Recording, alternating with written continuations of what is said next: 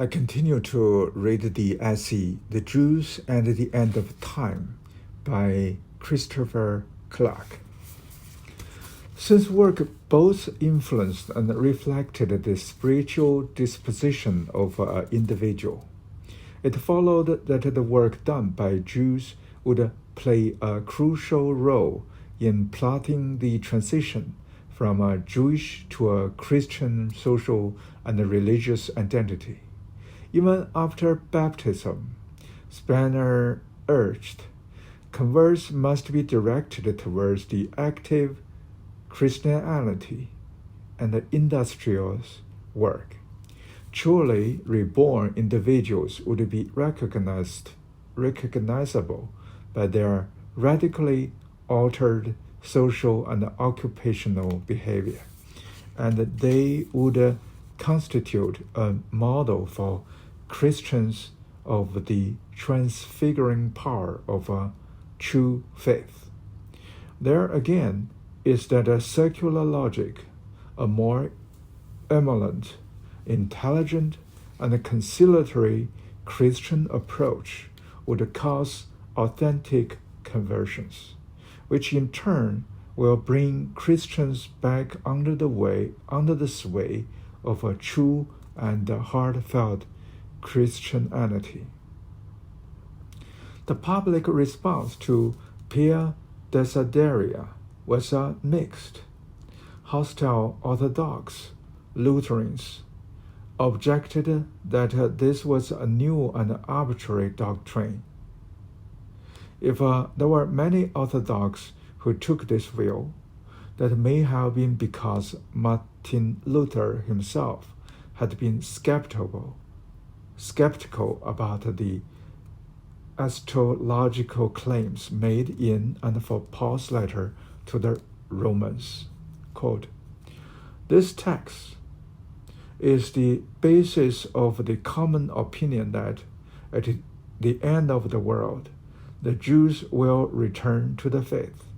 However, it is so obscure that unless one is willing to accept the judgment of the fathers who expound the apostle in this way, no one can, so it would seem, obtain a clear conviction from this text.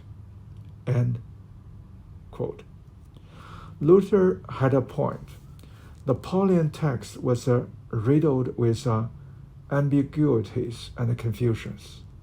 Who were the part of Israel that would be redeemed, and who would not be redeemed? When Paul spoke of the Jews as the olive branch that had been broken from the original tree, did he mean to emphasize the break or the continuing integrity of the Jewish covenant with God? Did the redemption of the Jews spoken of by Paul lie in the future or the past? The early treatises on this text all struggled with these questions. Origen denigrated contemporary Jewish observance, but affirmed the ultimate salvation of the Jews. John Chrysostom was more skeptical. The olive tree parable in Romans, he argued, merely underscored the rejection of Israel and the adoption of the Gentiles, rather than assuring the Jews a further place in God's plan. Ambrositer argued that those Jews who had understood Christ and rejected him out of perversity would be damned, while those who had stayed away from Christianity out of a loyal attachment to their own laws would be saved. Augustine contradicted himself on this question. He insisted on occasional that the faithless remnant of Jewry would never experienced salvation, and yet spoke in other passages of the ultimate salvation of the Jewish people, ostensibly as a whole. In any case, he argued, the persistence of a Jewish presence in the Christian world remained indispensable, because in future, when false gods were overthrown, it would be proven from their books that this was prophesied long ago. What is striking about this tradition is a failure to arrive at a consensual reading. The link between the Jews and the Eschatton was for the most uncontested.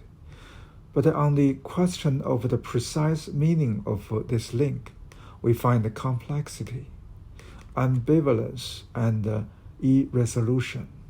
In short, what Jeremy Cohen called the astrological Jew became a tool for thinking about what was known and what was not known about the end time, a way of navigating the terrain of uncertainty around God's intentions for the world he had created.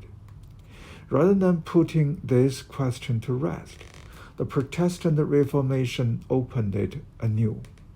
As Martin Frederick showed in a vast survey of the 17th century German literature on Jew conversion, Lutheran Orthodox theologians throughout the first half of the century were in almost unanimous agreement that a mass conversion of the Jews had indeed been prefaced in Holy Scripture.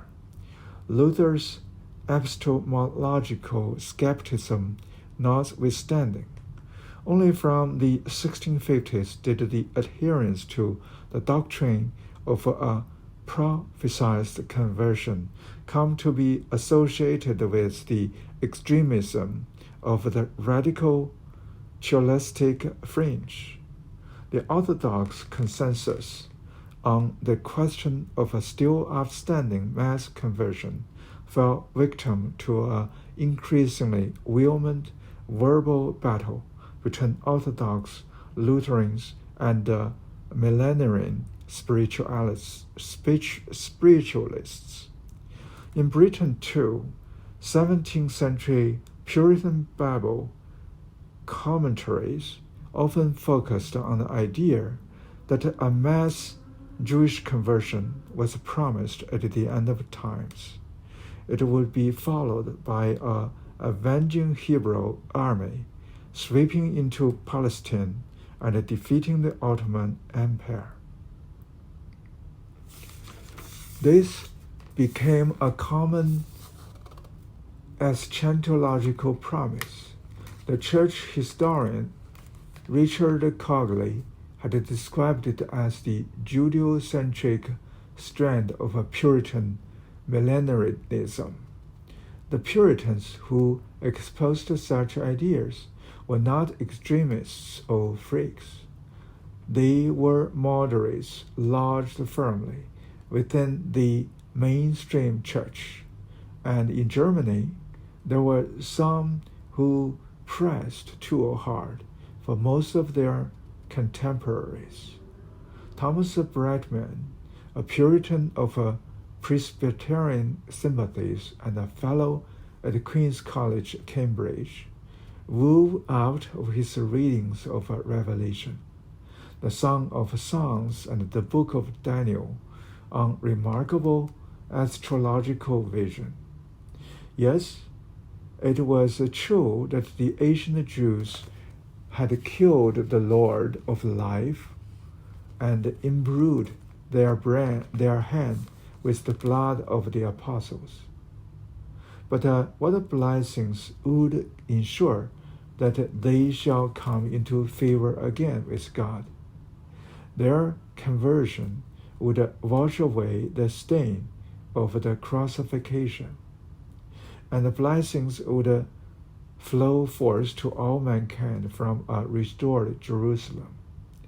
To bring home to his readers the drama of this transformation, Bradman drew on the biblical story of Rachel and Leah.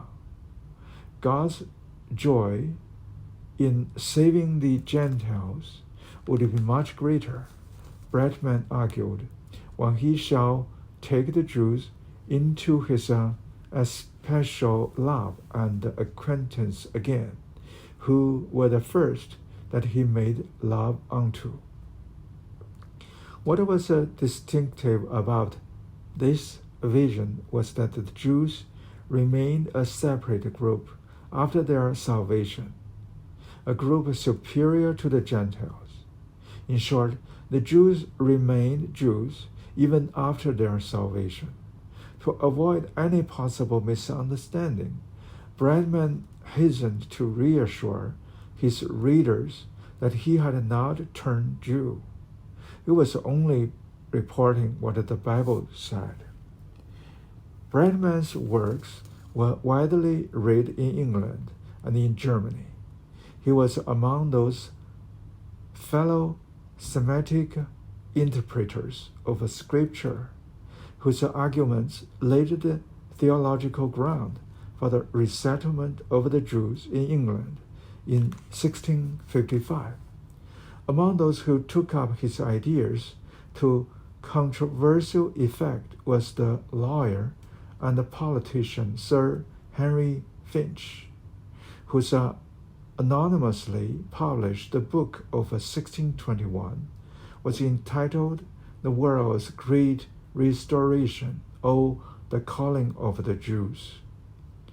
Quote, "Such shall be the brightness of the New Jerusalem, the church of the Jews won to Christ, that the nations of those that are to be saved shall walk in her light, and the kings of the earth shall bring their glory and honor in unto her. There shall be in them a sovereignty over other nations, whom their arm and power shall master." End quote. Other passages described monarchs licking the dust before Jewish kings. This was going a tad too far for most. Finch was imprisoned, and the book was bitterly attacked by the High Commission at Westminster. William Laud, who would become Archbishop of Canterbury in 1633, used one of his sermons before the king to attack Finch's book. So it is not now sufficient that the Jews shall be converted to the faith of Christ? He inquired rhetorically. They must also wield power over Christian kings? There was a word of reassurance for King James.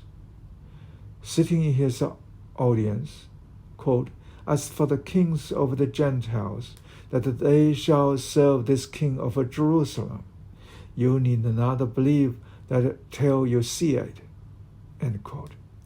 The larger point is simply that the astrological Jew was still at work here, illuminating imagined futures, leading scholars and controversialists across treacherous terrain. So far so good, maybe, but wasn't there something a bit dangerous in this proximity between the Jews and the end of days? We have seen already that the ground around the astrological Jew was anything but firm. Paul himself spoke coldly of a mystery and left the details to the speculation of his readers, who in turn found it difficult to achieve agreement on what exactly his prophecy meant. So there was from the start a hermeneutical shakiness in the bond between the Jews and the Astrologian. More importantly, there was a potentially unstable emotional logic in this Jewish virtual future, especially in the form in which it was expounded by Philip Jacob Spener. We saw already the circular causation invoked in his Pia Desideria. The Christians will help the Jews to convert so that the Jews can inspire Christians to a truer faith and convert the remaining non-believers. The emotion that lent plausibility to this circularity was hope, the heartfelt longing of well-disposed, true and evangelical Christians. But hope contains within itself the possibility of a disappointment. I have already spoken of the difficulty the missionaries faced in stacking up converts. Converts were important because they embodied something to which Pietists and their evangelical Christians were deeply attached. The rebirth of the purely nominal believer into true religious commitment. But the converts won by the mission were rarely of the kind the missionaries and their sponsors longed for. The Jews who approached the missionaries tended to come from among the poorest class of itinerant Jews. To be accepted for baptism brought at least the promise of accommodation and food for as long as catechetical instruction lasted, and perhaps even the hope of a small baptismal presence in cash from pious sponsors. No wonder there were converts who allowed themselves to be baptized repeatedly at different locations, mimicking on each occasion for the edification of generous Christians the journey through doubt and desperation to enlightenment and rebirth. In some cases, it turned out that the converts in question were not Jews at all and never had been, but were rather indigent Christians, masquerading as truth-seeking Jews. Let me stop here for this episode.